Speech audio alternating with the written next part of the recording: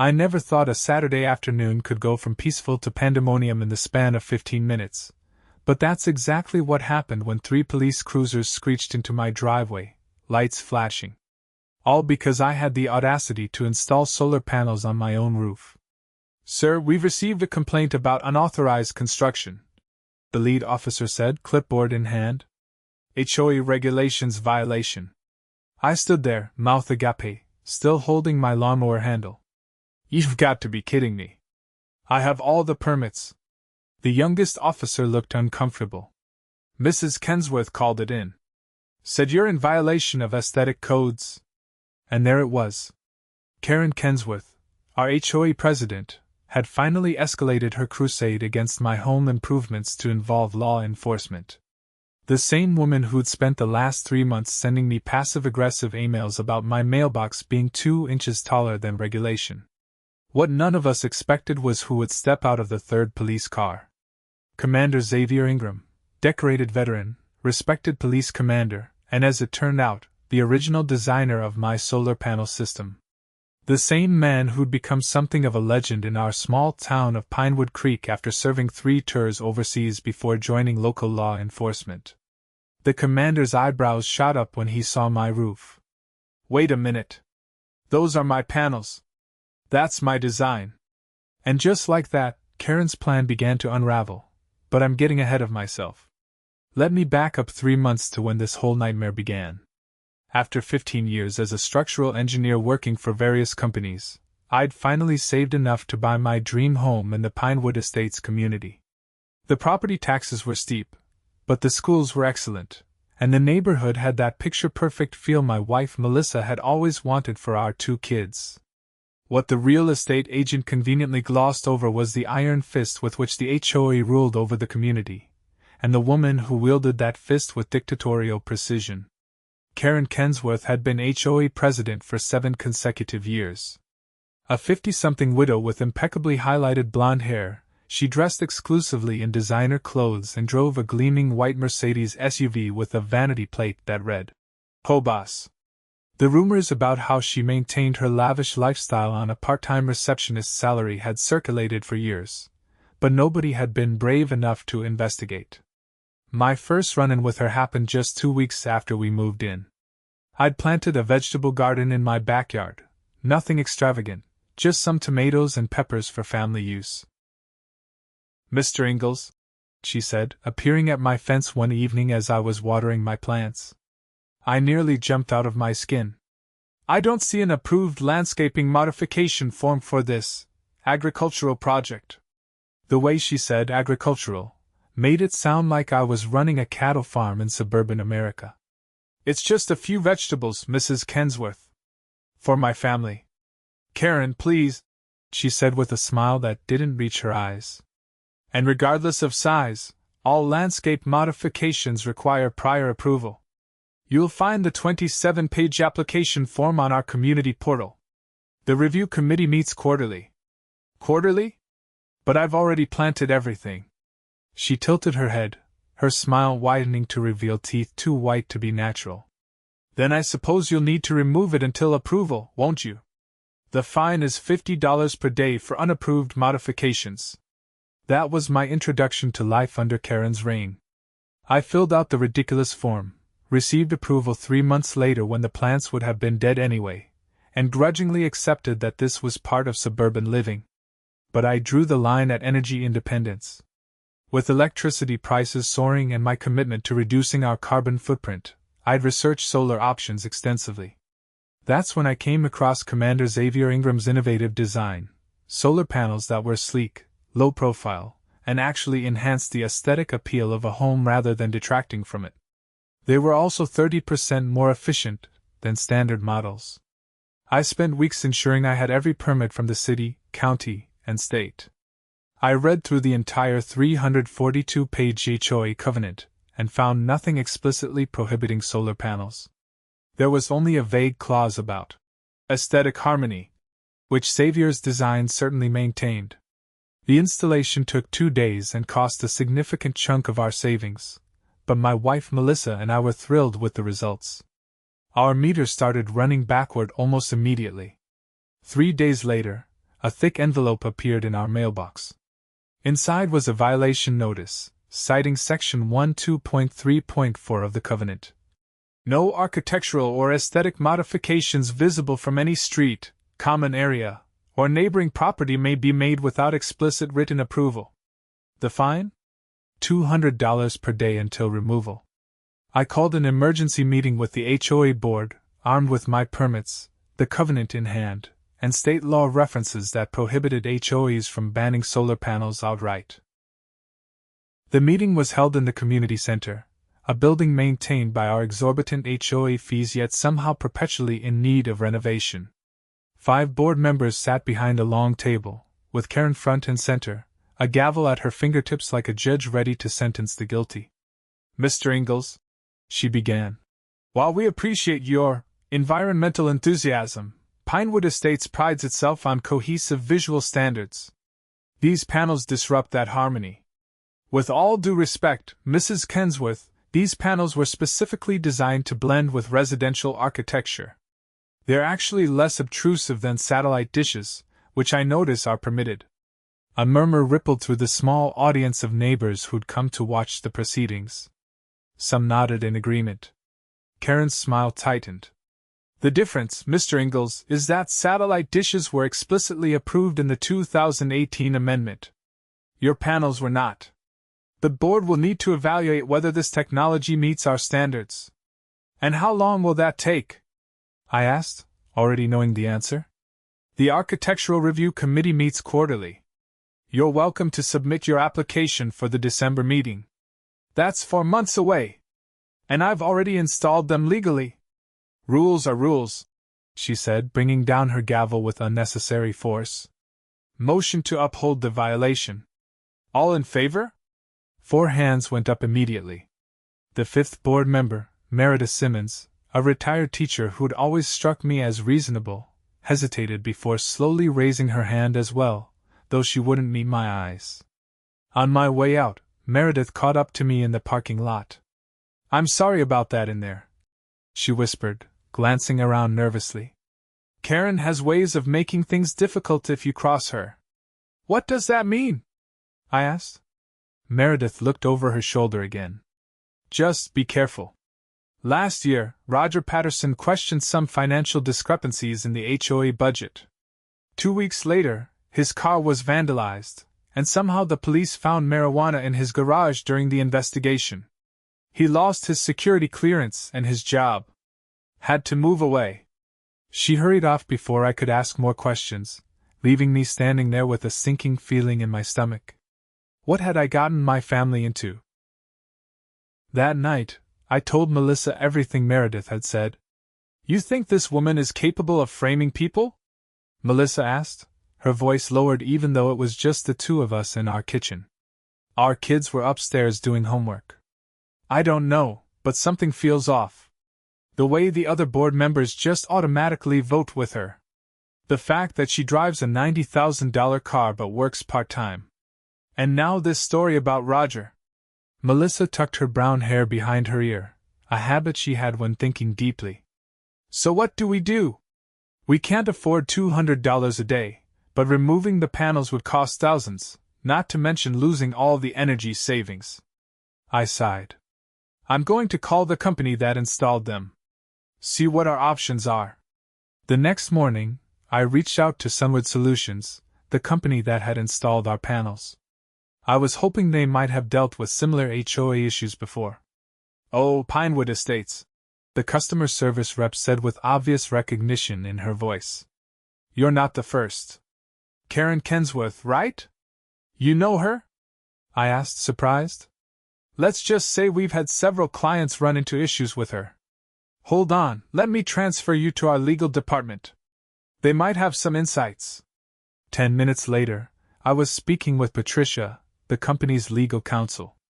"Unfortunately, Mr. Ingalls, we've seen this pattern before.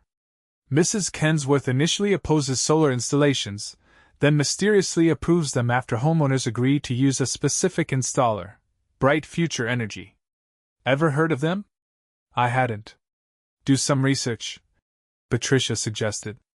"And in the meantime, We'll send you documentation of State Law SB 427 that explicitly prohibits HOAs from preventing solar installation on the grounds of aesthetics alone. It supersedes any covenant restrictions. After hanging up, I spent an hour researching Bright Future Energy. The company had only existed for 4 years, had numerous complaints with the Better Business Bureau, and charged nearly 40% more than market rate. Its listed owner was one Kenneth Reynolds, but I couldn't find much information about him. What I did find, buried in an old business registration document, was that the company's initial filing had been submitted by a law firm representing several clients, including A.K. Kensworth. My stomach tightened. Was Karen getting kickbacks for steering homeowners toward this overpriced company? Over the next week, I gathered more information. 3 neighbors confidentially admitted they'd been through similar fights with Karen and eventually caved, hiring Bright Future at great expense to install inferior panels. I also discovered that Meredith Simmons' son had recently received a community scholarship, administered by Karen personally. The timing coincided perfectly with a contentious vote regarding community fund allocations. Meanwhile, the daily fines kept accumulating. Each day, a new violation notice appeared in our mailbox, now totaling over $1,400. Our savings wouldn't last long at this rate. I considered giving in, removing the panels, or even selling our house. But something about Karen's smug certainty that I would eventually bend to her will made me dig my heels in. Then came the escalation. It was a Tuesday evening when we received a certified letter informing us that the HOA was placing a lien on our property for unpaid fines. Additionally, they were exercising their right to remedy the violation by hiring contractors to remove our solar panels, at our expense, the following Monday. Can they actually do this? Melissa asked, her voice trembling with anger and worry. Not legally, I said, but I doubt that will stop them. We needed leverage, and fast. I decided it was time to start asking more direct questions about Karen's relationship with Bright Future Energy. The next day, I visited the county records office and requested all business filings related to Bright Future. The clerk seemed hesitant when I mentioned the company name. That's the 3rd request we've had for those records this month, she said. There was a reporter looking into them, and then someone from the police department. My interest piqued. The police? Do you remember who? She shook her head. Some commander. Tall guy, very professional. That weekend, I went door to door, speaking with neighbors who had solar installations. I asked direct questions. Had they felt pressured to use Bright Future? Had they received approval unusually quickly after selecting that company? Did they know about Karen's connection to the business? Most were reluctant to talk, but a pattern emerged. Those who'd used Bright Future had sailed through the approval process.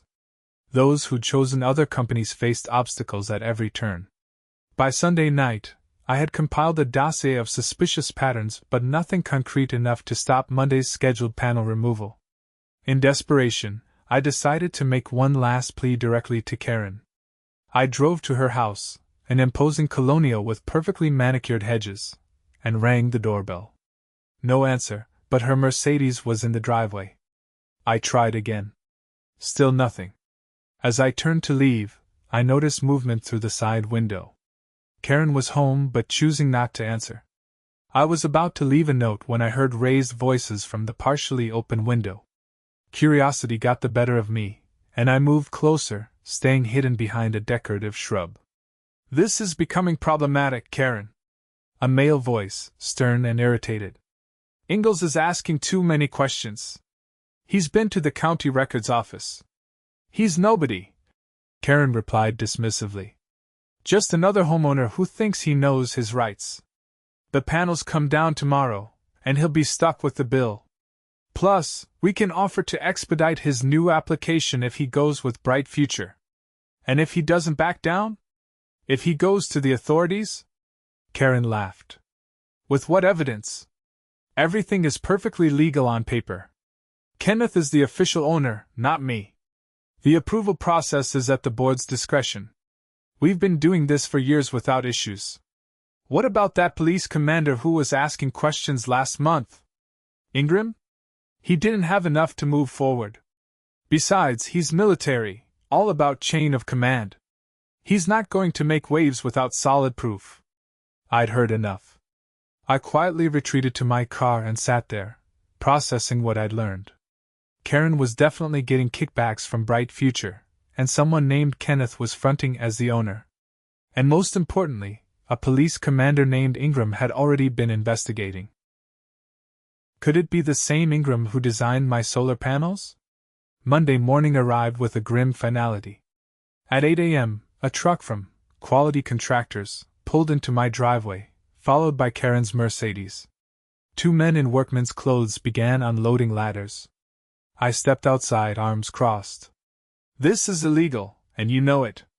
State law protects my right to solar installation. Karen emerged from her car, clipboard in hand and a victorious smile on her face. What's illegal is your failure to follow HOA procedures. Quality Contractors is bonded and insured, and the board has unanimously approved this remediation. I want to see the work order, I demanded. And proof that this company is licensed to remove solar equipment. The workers looked uncertainly between Karen and me. Go ahead, Karen snapped at them. Mr. Ingalls is just delaying the inevitable. As they set up their ladders, I made a split-second decision. I pulled out my phone and dialed 911. I need to report trespassers attempting to remove property from my home without consent, I said clearly. They claim to represent the HOA, but they have no court order or legal right to remove my solar installation. Karen's face contorted with fury. You're making a big mistake, she hissed as I ended the call. No, Karen. The mistake was thinking you could bully everyone indefinitely. The workers, hearing my call, stopped their preparations. One of them approached Karen. Ma'am, if there's a dispute about authorization, we should probably wait. I'm paying you to do a job. Karen's voice rose to a shrill pitch. Get up there and start removing those panels now, or I'll find someone who will. The first police car arrived within minutes.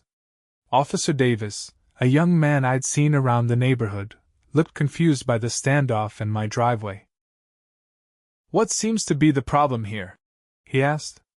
Both Karen and I started speaking simultaneously. Karen's version painted me as a rogue homeowner violating community standards and refusing to pay legally imposed fines.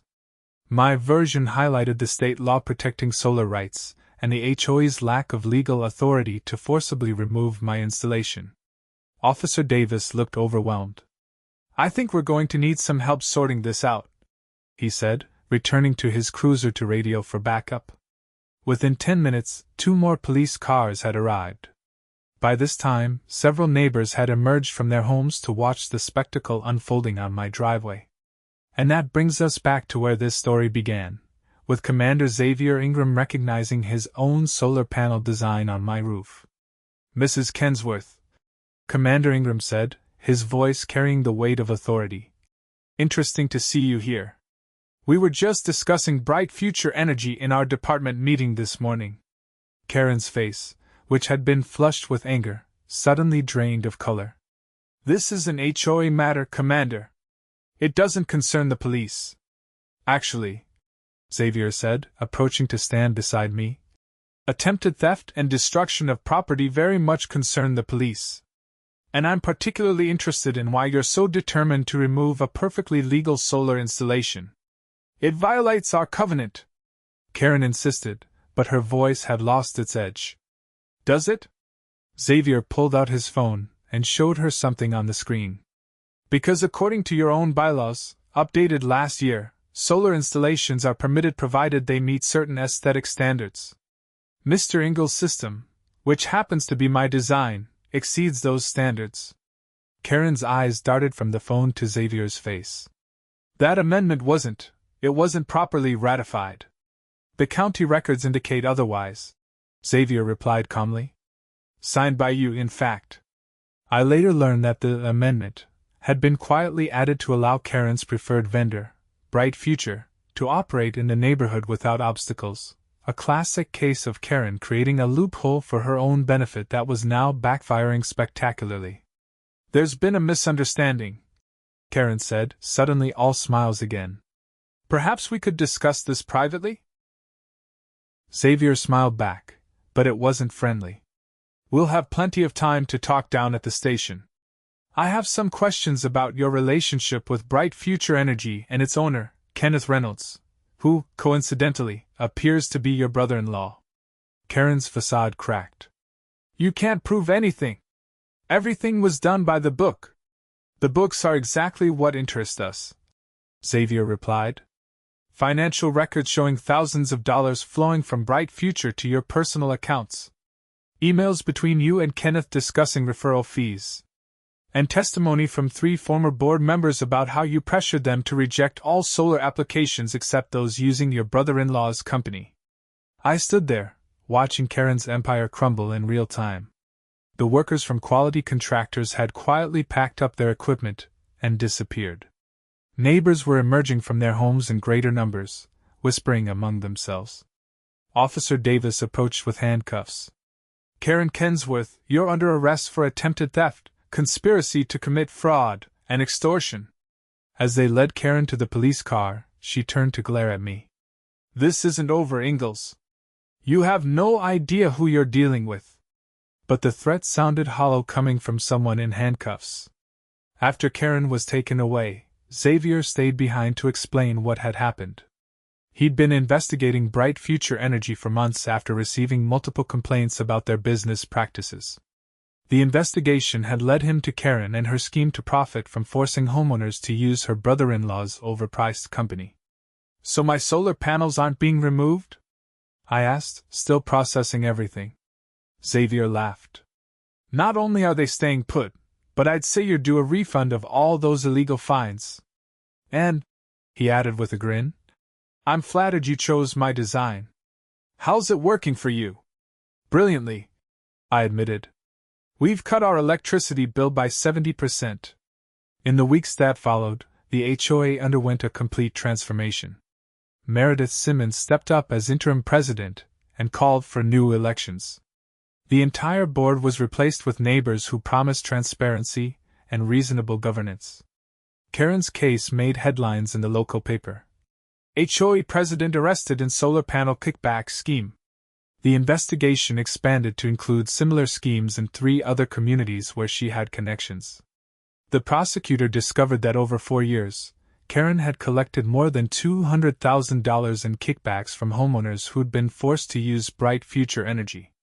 Her brother-in-law Kenneth faced charges of his own for price gouging and installation of substandard equipment. As for me, I not only got all my fines refunded but was asked to join the new HOA Architectural Committee, specifically to help develop sensible guidelines for sustainable home improvements. Xavier Ingram became something of a mentor, occasionally stopping by to check on his solar design and share updates on the case against Karen and her accomplices. He even brought his engineering students from the community college to see the installation as an example of effective solar integration in residential areas. 6 months after that dramatic Monday morning, our community held a block party to celebrate the new era of Pinewood Estates. Standing in my driveway, looking up at the solar panels that had started it all, I couldn't help but feel a sense of vindication. Melissa joined me, handing me a cold drink. Penny for your thoughts? I was just thinking about how close we came to giving up. To removing the panels or even selling the house. She nodded. Sometimes standing your ground is worth it, even when it seems impossible. I'll drink to that, I said, clinking my glass against hers. From across the street, Meredith waved and headed our way. Good news, she called out. The community fund audit is complete. You won't believe what we found in Karen's administrative expenses category. I smiled, ready for the next chapter in Pinewood Estates' recovery from Karen's reign. A recovery that started with simple solar panels and one homeowner who refused to be bullied. The panels gleamed in the afternoon sun, silently generating power, a fitting symbol for how one person standing up to corruption can energize an entire community.